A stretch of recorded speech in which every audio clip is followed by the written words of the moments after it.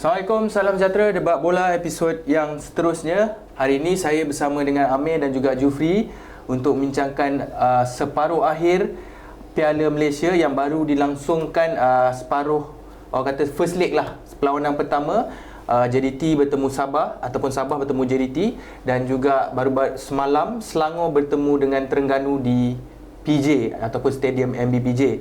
So okay, aku nak tanya korang lah sebab kita dah sampai ke muncak. Piala Dunia pun dah nak sampai, Piala Malaysia pun dah nak habis. Macam mana korang tengok lawanan JDT lawan Sabah ataupun Sabah lawan JDT lah di Likas kan? Kalau tak salah. Betul. Juf. Untuk aku perlawanan tu, kita macam biasalah, kita orang kata bila pasukan JDT ni bermain, penguasaan bola tu memang majoriti adalah daripada pasukan JDT. Mungkin aku terus highlight lah apa yang menarik dekat mata aku lah. Okay. First half dulu lah. First half dulu lah. Aku terus nak masuk yang ni. Kita nak habiskan tu. Okay. Separuh masa pertama dulu, apa yang kau nampak? Separuh masa pertama, macam aku cakap, it's typical JDT, permainan JDT. Penguasaan bola yang baik.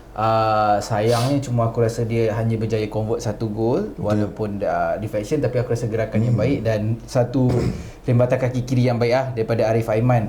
Mungkin ada nak bagi kepujian sikit kepada pasukan Sabah sebab aku rasa even first half ataupun second half, untuk satu whole game tu aku rasa bermain disiplin lah. Aku boleh cakap Coach Dato' Ng Kim Swee tu dia tak bermain open game lah. So dia menanti peluang yang ada. Sabarlah, walaupun home game tapi Sabah bersabar. Maksudnya dia tak ada cuba nak terlalu open game. So untuk first half, ada beberapa pemain utama untuk pasukan Sabah yang tak bermain pada malam tu.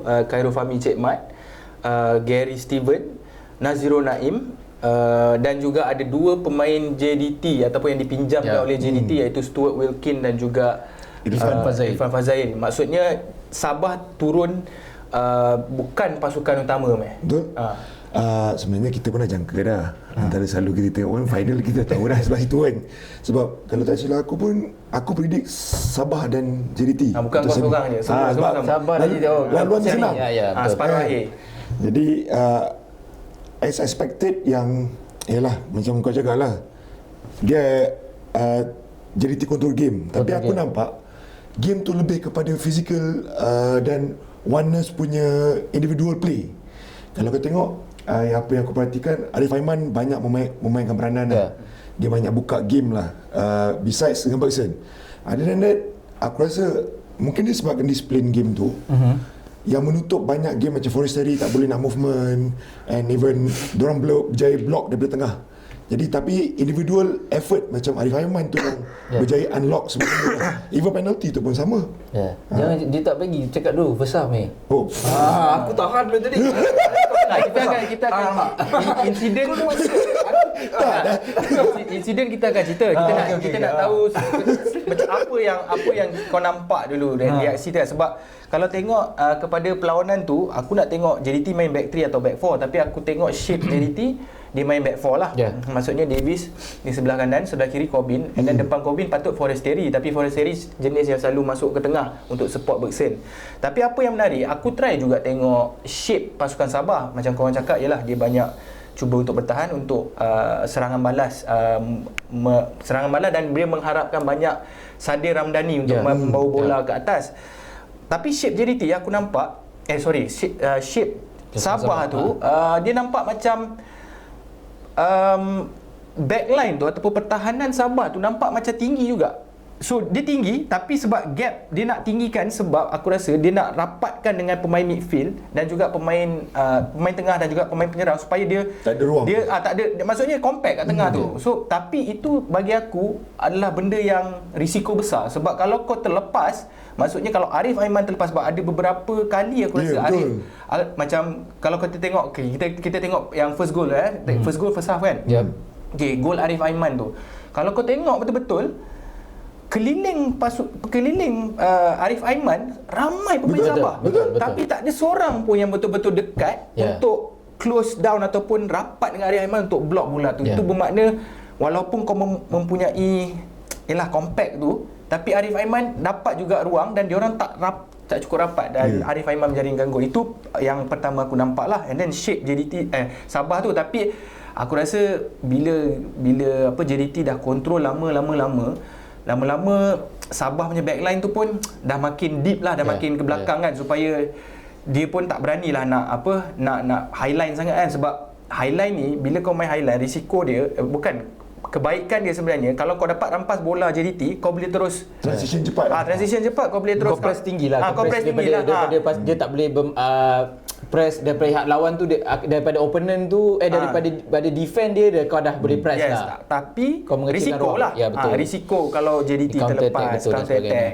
Dan aku tengok macam biasalah, Leandro Afiq bertukar-tukar posisi dan aku rasa pas first half tu memang, aku rasa keseluruhan memang JDT dominasi lah, tapi first half tu ataupun separuh masa pertama tu boleh sebab Leandro Afiq, dan aku rasa sebab ini memang secara natural, secara semula jadi cara JDT main, pergerakan tu laju, jadi macam mana compact pun pasukan Sabah, JDT akan cipta peluang sebab intensity tu laju, pergerakan tu laju, jadi benda tu akan dapat jugalah peluang tu.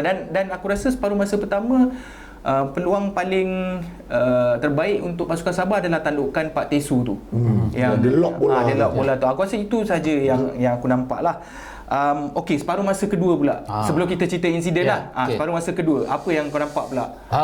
Okey, apa yang menarik minat aku, kemasukan Amri Yahya menukar rentak permainan. Actually, ini pandangan aku sendiri dan bagi aku menarik.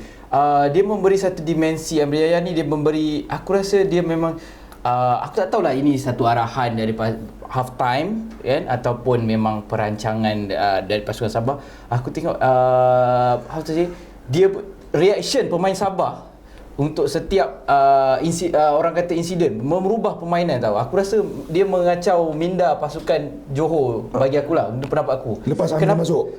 Amri Yahya. So aku like obvious lagi kat Amri Yahya. Maybe viral sekarang kat TikTok yang tengok yang dia gelek-gelek dekat depan penalti tu kan, yang semua nak sebut je gila. Tapi aku nampak bermula daripada Feroz Bahauddin tackle dia kat tepi, line tepi tu. Kau tengok reaction Amri Yahya tu actually saja aku rasa tu, aku cakap itu saja permainan psikologi daripada orang kata veteran. Yalah, aku rasa dia nak bagi game tu lagi panas, psychologically termakan lah Feroz tu. Actually memang tackle tu yelah, tackle yang Amri Yahya dah lepas dah actually kat tepi lah. Tapi reaction Amri Yahya, kalau kau tengok kat situ lah, bagi aku itu cetus insiden yang pertama. Dan start pada situ kau tengok ada argument dah banyak. So aku rasa itu mengganggu gugat penguasaan bola JDT. Aku rasa ball distribution kacau momentum dia. Betul. Bagi aku itu untuk itu pendapat aku. Dan aku rasa aku rasa menarik kat situ, bukan menarik sebab permainan macam tu. Maksudnya jarang JDT nak di orang kata termakan dengan psikologi macam tu. Tetapi boleh nampak tu, aku cakap Feroz Bahauddin of course dengan pengalaman dia, pemain muda, dia termakan. Dan ada beberapa insiden tu, aku cakap beberapa insiden yang nampak yalah involve player-player lain, dan juga ada Ong Kim Swee juga. Aku rasa psychologically itu mengacau. Ong Kim Swee separuh masa pertama dia dah mengamuk dah. Betul. Dan sebenarnya kau tengok perlawanan ni banyak physical battle tau. Betul. Maksudnya dan aku tengok disiplin pemain pasukan Sabah pun boleh tahan juga, tak banyak yang panas lah. Maksudnya game tu panas. Maksudnya very, orang kata ada je nak argue. Sebab bila aku tengok balik, aku rasa sebenarnya silat-silat game tu sebenarnya boleh 2-3 red card sebab reaksi pemain Sabah dan juga mungkin adalah, aku rasa reaksi pemain Sabah tu lagi teruk daripada reaksi pemain JDT sendiri. Betul. Aku cakap menarik. Aku tak tahulah, mungkin ni pendapat aku, reaction tu seolah-olah macam dalam satu strategi yang mungkin itu psychologically cara untuk kau tekan JDT sebab lah kan. Sebab aku fikir kalau kau tak react secara game tu nak nampak panas, kau react that way, mungkin JDT akan rasa ini just another game mudah untuk lah. diorang. Yelah, mungkin itu cara kau nak tekan JDT lah kan. Okey, separuh masa kedua tu macam mana gol ataupun penalti Bergson, bukan gol lah, sorry, penalti yang diberikan, macam mana kau nampak? Maksud kau tanya apa? Insiden penalti. Memang penalti ke apa? Memang leading, orang kata daripada passing tu, adakah ia offside ataupun penalti tu betul ataupun macam mana? Aku rasa larian dia tu mungkin, kalau kita tengok kita ada VR, mungkin kita akan ada different story lah. Tetapi sebab tak ada, tapi insiden tu memang penalti pada aku. Memang penalti Itu memang direct Tapi penalti. offside ke tak offside hantaran tu? Offside I mean. Slightly offside sebab dia off ball sikit. Okay. Tetapi sebabkan tak ada. Jadi, Tapi tak gol sebab Wilson tak skor kan? Wilson tak skor lah. Tapi penalti lah untuk kau. Ya. terjauhan tu memang penalti lah. Aku setuju dengan Amir, ada kontak dari dalam segi dalam kotak penalti tu. Dan of course, tapi bila kita cakap pasal penalti, kalau ulang tayang lah, aku pun tengok dari ulang tayang dari satu sudut lah. Biasalah kita Malaysia ni tak banyak sudut dapat. So tengok dari sudut Dia bagi slow, dia bagi slow. Sekejap, penalti tu bukan separuh masa pertama. Kedua. Selepas tu aku cakap, selepas insiden Amri Yahya tu, Amri Yahya masuk dah start panas. ya, Lepas ya. Feroz tu lah. Tapi dia panas. gol Arif Aiman memang separuh masa pertama Betul. kan. So cakap sebab tu aku perasan reaction Amri Yahya tu menjadikan Dia bawa karakter ke karakter tu daripada tepi padang yang kena yellow card Feroz kepada penalti tu, dan dia cuba argue lagi dengan pengadil time penalti tu lagi lah. Macam aku rasa Sebab tak salah aku baru aku teringat Bergson ada skor separuh masa pertama tapi offside. Ya. Betul, yang tandukkan tu kan. Tapi tu memang clear offside lah. Okey, kita dah cakap pasal penalti tu. Dan separuh masa kedua yang aku nampak, mungkin kalau kau nak tambah, yang aku nampak lah penguasaan, walaupun macam Joe cakap Sabah cuba bagi tentangan dari segi fizikal apa benda semua kan, yang aku nampak penguasaan memang lagi gila separuh masa kedua tu sebenarnya. Sampailah insiden kad merah yang baru kau boleh nampak JDT ada ruang. Sebab kalau kau tengok separuh masa kedua, seingat aku 15 minit 20 minit Sabah tak mempunyai peluang nak buat counter attack pun, nak buat serangan balas, tak boleh. Nak keluar daripada kawasan. Maksudnya setiap kali dia menghantar bola, sebab kita tahu mereka kalau nak bermain dulu, dia orang tahu dia orang akan menghadapi masalah. Maksudnya dia akan menghantar jauh, tapi setiap kali menghantar jauh pun Sadil tak akan dapat sekali-sekala. Dan sampailah ke insiden, lagi satu insiden aku nak tanya kau adalah kad merah untuk pertahanan muda JDT, Feroz. Kad kuning kedua. Okey, kad kuning pertama Amri Yahya, masa dia tekan Amri Yahya. Apa reaksi kau lepas kau tengok replay lah, sedutan replay selepas first reaction aku sebenarnya sejujurnya aku macam red card, aku memang agak terkejut. Sebab aku rasa it's a clean tackle. Sejujurnya it's a clean tackle sebab memang bola tu 50-50 dan bila Feroz tackle dapat bola. Tetapi itulah macam aku cakap, is bila dalam hati aku lah macam bila red card cuma aku dalam hati mungkin referee ada satu sisi yang dia nampak kaki, sebab tackle tu dua kaki. So bila dan tinggi. Betul. Jadi bila aku dapat keesokan harinya ada ini daripada angle lain pula. Betul. Keesokan harinya bila aku tengok dekat akaun TikTok, tak ingat satu this guy menunjukkan kaki kiri dia tu memang orang kata follow through sekali lah. Maksudnya kaki kiri dia tinggi dan memang sebenarnya terjahan dua kaki lah, senang cerita. Terjahan dua kaki memang no argument lah. So aku bersetuju lah. Cuma mungkin kita kat TV atau nampak benda tu, nampak macam dapat bola dan clean tackle is because of angle kita yang mana. Tapi bila dah tengok ada sisi, betul, tackle itu membahaya. Maksudnya, walaupun bola dapat bola, tapi kena ingat terjahan dua kaki, dapat bola, kaki yang tak dapat terjah bola tu tinggi lepas tu kena pula follow through kan. So sangat membahaya. Aku rasa aku tak perlu ulas lagi lah. Aku rasa aku setujulah dengan Jufri. Aku rasa modern game ataupun kalau zaman dulu kau tackle bola, kau walaupun kena kaki tak foul. Tapi zaman sekarang kalau kena kaki, lepas tu kalau kau tinggi lagi, memang silat-silat straight red card. Bukannya dan kadang-kadang dia bukan waktu impact tu aje. Kadang-kadang referee akan tengok bila waktu larian kau tu memang untuk menerjah orang. Dia nampak. So that's why bila semalam Feroz datang tu ke arah Sadil tu memang nampak high foot lah. Dan terjahan tu memang sepatutnya aku tak tahulah kalau straight red ke tak lah. Tapi sebabkan semalam dia red because second yellow. Tapi pada aku kalau boleh tak, jadi straight red juga. Boleh juga. Dan macam aku cakap lah, selepas itu baru JDT ada pasukan Sabah ada peluang untuk menyerang sebab main 10 orang. JDT main 10 orang, tapi JDT berjaya juga untuk tahanan. Dan juga kredit kepada Feroz. Aku sebenarnya terus terang aku jarang tengok Feroz ni main, tapi aku nampak budak ni berani. Dia tak takut Amri Yahya ke siapa ke, and aku nampak dia antara Dia nampak boleh steady, satu boleh back nampak steady, future pemain negara lah Ya. kan untuk pasukan negara, dan aku nampak dia antara pemain pertahanan yang ada potensi yang besar lah.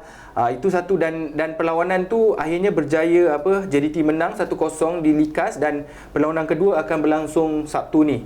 Okey, kita punya prediction setakat ini memang JDT Sabah separuh akhir. So korang masih rasa JDT akan ke final?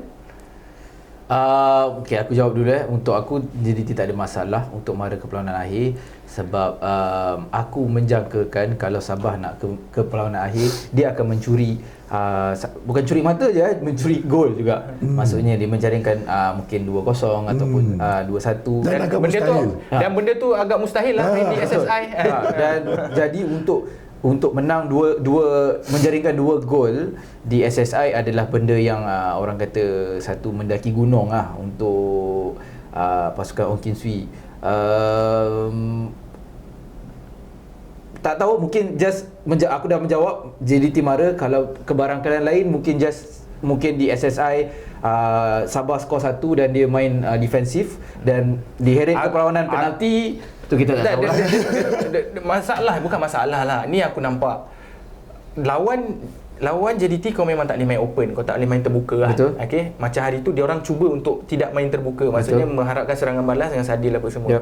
Kalau di Likas pun dia orang susah. Sebab aku tengok walaupun dia orang disiplin macam kau cakap, JDT masih lagi ada ruang dan peluang untuk melakukan gerakan dengan cepat, sebab dia orang bertukar-tukar posisi, intensiti laju. Arif Aiman, kalau kau tengok perlawanan tu, Arif Aiman dia lepas 2-3 kali dia punya left back dia ataupun back kiri dia ataupun pertahanan JDT, so ataupun pertahanan Sabah. So aku tak nampak lah macam mana Sabah nak menjaringkan gol di SSI. Jeffrey dah jawab dah soalan kita dah. Okey, kita ke perlawanan seterusnya, kita tak nak bazir masa. Selangor bertemu dengan Terengganu. Selangor bertemu Terengganu. Ada hat-trick Okey, Selangor bertemu Terengganu, dia punya keputusan akhir adalah 3-1 kepada pasukan Selangor. Selepas 9 perlawanan. Selepas 9 perlawanan ataupun sejak 2019 Selangor tak pernah menang. Kali terakhir di Gong Badak dia orang cakap. Betul. Kan? So Tan Chee Ho masih lagi unbeaten. Kau terkejut? Betul. Unbeaten, aku terkejut. Aku terkejut lah, senang lah. Ataupun kau expect? Mesti lah terkejut. Takkan aku tak terkejut? Sejujurnya ialah mula bila dengan nama Tan Chee Ho, tapi bila fikir betul-betul sebenarnya terkejut. Sebab apa? Nombor satu, walaupun dia adalah jurulatih yang berpengaruh, nama besar dalam bola sepak tempatan, kena ingat player yang ada ni adalah bukan player pilihan dia, dan player import yang ada juga bukanlah pilihan dia. Jadi dia membawa tim ni hanyalah untuk Piala Malaysia, betul. Jadi dengan waktu, aku rasa sebulan je baru coach Tan Chee Ho ni ada untuk 9 perlawanan unbeaten. Aku rasa adalah benda tolak tepi lah cara permainan dan sebagaimana untuk unbeaten for 9 game dan memadamkan rekod Terengganu yang lama tak pernah kalah dengan Selangor, 9 game juga aku rasa dia membuat sesuatu benda yang incredible job lah. Betul. Ya. Aku tengok perlawanan tu, walaupun aku tengoklah juga perlawanan tu mungkin korang boleh komen. Aku tengok Terengganu dengan Selangor ni tak banyak beza cara bermain, sebab Nafuzi suka main terbuka, suka main passing, dan aku nampak game tu open game. Maksudnya perlawanan terbuka untuk kedua-dua pasukan. Terengganu boleh menyerang, Selangor pun boleh menyerang. Lepas Terengganu, dan sebenarnya Terengganu boleh menjaringkan lebih daripada satu gol. Betul. Dan biasalah pergerakan daripada Terengganu banyak datang daripada Cece Kipre dan juga Kepa Sherman berada di depan lah. Tapi yang memulakan tu banyak Cece Kipre dan juga Faisal Halim yang banyak memulakan bawa bola apa semua. So 3-1 aku dapat merasakan okeylah, mungkin deserve Selangor menang. Cuma aku rasa perlawanan tu tak jauh beza, because dua-dua bermain boleh menyerang, lepas tu dua-dua pun kadang-kadang kantoi bahagian pertahanan dan bahagian pertahanan. Tapi kau terkejut tak Selangor menjaringkan 3 gol dengan hasil tandukan? Terkejut. Memang terkejut lah. Ataupun Terengganu, sebab aku dengar Terengganu sebenarnya tak lepaskan banyak gol set piece, tapi dalam perlawanan semalam lagi satu saja nak share korang stat yang menarik ni. Apa yang menarik sebenarnya bila kita ingat balik perlawanan semalam tu adalah 4 jaringan tu semua adalah dead ball situation. Termasuklah Terengganu. Betul. So sebab tu nak permainan nak cakap okey lah Gol daripada open play tak ada. tak ada, tapi nak cakap menarik sangat game semalam tu untuk aku pun sebab yalah game menarik ni definisi masing-masing lah. Untuk aku, definisi aku game menarik tu bila ada gol open play lah. Tapi semalam tu macam Amin cakap, aku bersetuju. Ada dua-dua tu akan ada kelemahan dan ada penyudah yang agak kurang. Tetapi itulah, Selangor mengambil kesempatan di mana akan ada loose ball situation daripada Terengganu. Maknanya loose marking je sebenarnya daripada Terengganu tiga kali tu. Kepas Sherman tak salah aku 2 kali. Kepas Sherman je 2 kali. So aku rasa Selangor mengambil kesempatan tu lah. Sebab kalau tanya aku bagaimana Terengganu semalam, actually untuk bermain away, first 20 minit dia mengawal permainan sebenarnya. Betul. Dia banyak menyerang lah. Dia mengingatkan aku sebab aku pernah tengok juga game separuh akhir FA Cup, Terengganu lawan Selangor juga tapi di Gong Badak. Terbalik pula, masa tu Selangor pula yang aku tengok control the game. So semalam tu adalah aku cakap, tengok ni macam ini memang Terengganu. Aku rasa aku terkejut lah actually. Keputusan akhir dia bila Selangor yang menang, aku mengejutkan aku. Sebab aku rasa Selangor agak nervous bermain di, mungkin dah lama tak penuh stadium ke, tak pasti. Tapi Selangor agak bermula lambat dan Terengganu lebih berkeyakinan dan lebih cepat settle down. Dan aku rasa macam aku bersetuju dengan Amin, aku rasa which is first half tu aku rasa ended with 2-0 for Terengganu. Tak sebab Betul lepas dan dapat Sherman, SPG tu aku rasa ni akan dapat lagi SPG. Kan ada satu yang corner tu, betul. No, sebab tu aku cakap it could go either way. Kalau kau tanya aku, ini bagi aku lah. Perlawanan semalam tu bagi aku, walaupun yalah Terengganu boleh jaringkan 1 gol, tapi because of the nature of cara dia orang bermain ni, aku rasa it can go to Terengganu sebenarnya, but it can go also to Selangor. Bagi aku lah, itu yang aku nampak. Dan gol pertama Selangor ataupun gol pertama Terengganu adalah free kick daripada Ciplay Cice. Tapi Cice. Macam mana benteng tu? Tu benteng pecah pun satu cerita kan tu. Benteng pecah tu ya benda yang Salah benteng lah kan, betul lah. Betul. Tanya aku kalau first half, especially first half, aku rasa sejujurlah aku rasa Selangor tak deserve lah untuk 1 sama first half tu. Sejujurnya, walaupun kau cakap berbalas serangan, sebab aku tengok pasukan Selangor passing dari hantaran-hantaran tengah dia pun sebenarnya banyak yang tak sampai actually. Macam aku cakap lah, nampak dia shaky, quite nervous. Aku boleh cakap Brandon Gunn tu macam tak hidup first half tu. Untuk aku sendiri, aku nampak Terengganu tu lebih selesa. Manuel Ott, Kepa Sherman, CBCC tu lagi comfortable first half tu untuk dan bila tengok Faisal Adil membawa bola first half tu lebih selesa dan lebih membahaya. Untuk dan Selangor dapat mencuri 1 gol daripada sepakan penjuru, aku rasa dah minit 45 kan. Dah hujung-hujung menjadikan gol tu. Yalah, Terengganu orang kata menyalahkan diri sendiri lah. Orang kata tu macam bonus lah Yes. untuk pasukan Selangor kan. Yes. Gol set piece adakah delivery daripada Mukairi tu memang mantap, ataupun kau rasa posisi Aku rasa penyerang ataupun bola Mukairi tu memang Mukairi sedap untuk nak di-attack oleh pemain pasukan Selangor? Mukairi punya bola memang jadi macam tu kan. Cuma semalam kita boleh tengok juga sebenarnya quite shaky juga benteng pertahanan both sides, especially Terengganu sendiri. Yang mana kalau kau tengok 2 gol daripada corner. Betul. Jadi kau nampak sebenarnya arrangement. First half 2-1 kan sebenarnya, bukan 1 sama. 2-1 kan. First half 2-1, maafkan aku. First half 2-1. Dua-dua daripada corner. Dua-dua daripada corner. Ya, Second betul, goal daripada free header. Yes. Jadi tu saya cakap, sebenarnya dia bukan nak menunjukkan yang Selangor tu terlalu maju, tetapi semalam dia Convert lah. Selangor convert the chance lah. Convert the chance, and TFC sebenarnya bermain di bawah par dia orang Tapi sebenarnya. Tan Cik Ho cakap tau, corner punya gol tu bukan nasib, dia orang praktis. Asyik. Set piece lah. Tak, set piece. Itu dia yang dijawab oleh Tan Cik Ho. Sebab orang tanya dia terkejut tak dengan gol 3 gol daripada set piece. Dia kata itu bukan bermakna kita bernasib baik.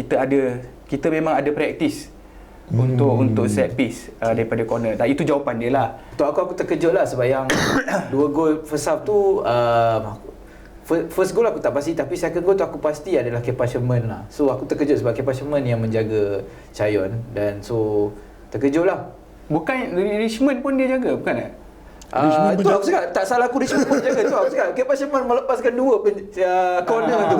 Sebab dia yang main marking yang orang tu, dia macam Wow. Game measurement Tak, sebab macam aku bercakap, siapa lagi dia nak hantar kan? Kalau bukan cap measurement yang lock orang tu kan. So ya, untuk aku terkejut lah 2 gol Dan semua header kan, semua Betul. tandukan kan. Jadi untuk perlawanan kedua di Gong Badak, adakah Terengganu ataupun Selangor yang akan marah? Aku rasa Selangor dia marah kali ni. Yakin Oh, yakin kali ni. Aku Walaupun yakin. prediksi suka dengar ni. kena ingat tau, prediksi awal Selangor Prediksi tak awal ada. memang tak ada, Selangor tak ada. Semua tak ada Selangor. Tapi aku cuma beza dia game yang semalam aku tengok, bila Terengganu dah leading, aku rasa skrip sama berulang. Aku ingat kejap lagi kena lah 2 biji. Kena hampir-hampir. Yang Ya, Kepashman betul. miss tu. Betul. Yang Faizal Halim tap. Yes. Aku ingat, tak gol. Tapi Selangor respond to the situation. Aku rasa ni perubahan yang besar. Set of players yang sama daripada zaman Michael dulu, tapi attitude berubah. Aku rasa diorang Mungkin lah. sebab aku rasa kalau Michael di situ lagi, kita tak sampai semi pun. Ya. Aku nampak the set of players, diorang ada respond and diorang convert few chance lah. Bila diorang dapat first goal, diorang confident. Second goal datang cepat. Third goal tu memang pun cepat. Aku rasa minit 56, belum 60 lagi. So aku rasa Selangor bawah Tan Chee Ho ada respon tu. Aku rasa Maksud kau ada berbeza ada attitude tu lah. perbezaan tu yang menyebabkan boleh mengalahkan Terengganu, just not because of pure luck. 100% pun tak juga. Few factors. One of it, aku rasa dia transition, kehadiran Tan Chee Ho tu memberi dia tahulah nak pakai player tu untuk apa. Dan aku rasa Macam mana Zuf? 10 Tan Chee Ho akan mengekalkan rekod tanpa kalah 10 game? 10 game lah? untuk di 11 lah kami untuk di Gong Badak aku 11. Tadi bukan Juf cakap 9 ke? 9 tanpa kalah. 9 9 ke 10? Tak kisahlah, tapi tak tanpa kisah. kalah lah. Tanpa kalah. Akan mengekalkan tanpa mengekalkan kalah. aku aku Inilah masa dia. Aku masih percaya Terengganu lah. Terengganu, Aku rasa Terengganu akan bangkit lah. Tapi boleh tak aku boleh tak aku predict sampai 90 minit je. Aku rasa Terengganu akan mendapat menjaringkan 2 gol tu. Defisit tu akan seri 3 sama lah. Dan penalti tu aku pilih lah. Korang pilih lah. Aku rasa diheret ke penentuan penalti untuk aku. Sebenarnya dengan cara Selangor main open macam tu, bahayalah kalau main kat Terengganu macam tu, because yelah, betul cakap nature kedua-dua pasukan. Nafuzi suka main terbuka, Tan Chee Ho pun tak tahu, kecuali kalau Tan Chee Ho ubah dia punya taktikal. Dia main kat Terengganu, dia nak apa orang kata, bila diorang nak datang kan, dia nak datang, so biar dia orang datang ke apa. Tapi itu bukan sifat secara semula jadi daripada Tan Chee Ho. Nafuzi pun bukan macam tu. Jadi aku nampak Terengganu akan menjaringkan gol lah. Betul? Pasti. Tu pastilah. Memang Selangor akan bocor. Tapi aku rasa mungkin Selangor ada peluang kot untuk ke final. 2-1 lah kira. Selangor dapat curi 1 gol di Gong Badak. Tak tahulah, mungkin Terengganu menang 1-0 ke kan. Macam itulah lebih kurang. Tapi itulah sebab Selangor punya pertahanan memang selalu bocor. Setiap kali pergi kan, aku setiap kali tengok Faizal Halim tu bawa bola, akulah pula cuak kan, tengok Richmond ni boleh kejar, tak boleh kejar ni kan. Macam tu lah ibarat. Bila kau sebut pasal Richmond tu, aku nak bagi kredit juga lah perlawanan pertama untuk Richmond. Bukanlah perlawanan pertama dia main di perlawanan Gol pertama untuk Richmond. Gol pertama, semi-final pertama tu dia bermain baik sebab dia kena ingat dia mengganti pemain yang orang kata Selangor depend whole season, iaitu Yazan Al-Arab jadi Yazan Al-Arab dipanggil oleh national team lawan tim Sepanyol. Tugas tu agak berat lah untuk Richmond. Sebab gandingan ataupun stability gandingan Syarul Nazim dengan Yazan tu adalah Yazan yang stability dia. Jadi bila stability tu tak ada, digantikan oleh Richmond, aku rasa bagi kredit lah. Walaupun ada juga macam Amin cakap, aku tengok dia tertinggal juga Faizal Halim. Faizal Halim kan lah, Faizal Halim memang paling power, tapi kau import aku tak patut tertinggal lah. Tapi sebab dia slow, dia tak laju. Dia slow kan. Jadi tapi menarik sebab bagi aku yelah, kalau kita tengok tadi perlawanan Sabah dengan JDT lebih fizikal dan JDT lebih, kita tahu lebih dominan apa. Tapi dengan Terengganu dengan Selangor ni, dia lebih orang kata lagi susah kita nak jangka lah. Maksudnya mungkin Terengganu kelebihan sikit tapi tak jauh beza kan. So final Juf Terengganu penalti Selangor Terengganu menang penalti. Terengganu menang penalti. Okey, kita akan tengoklah keputusan akhir dan insya-Allah kita akan kalau ada masa kita akan review lah siapa juara Piala Malaysia yang akan diadakan hari Sabtu, Jumaat. Tak tahu. Piala Malaysia final minggu depan lah. Minggu depan tak boleh lah sebab perlawanan kedua lah yang minggu ni kan. So minggu depan mungkin Amir dah jadi wakil rakyat lah. So kita akan Kalau Sabtu depan mungkin kalau Badan Pertabalan Perdana Menteri mungkin diganjak kan. So kita akan jumpa lagi di episod yang akan datang. Terima kasih kerana menyokong. Assalamualaikum, salam sejahtera.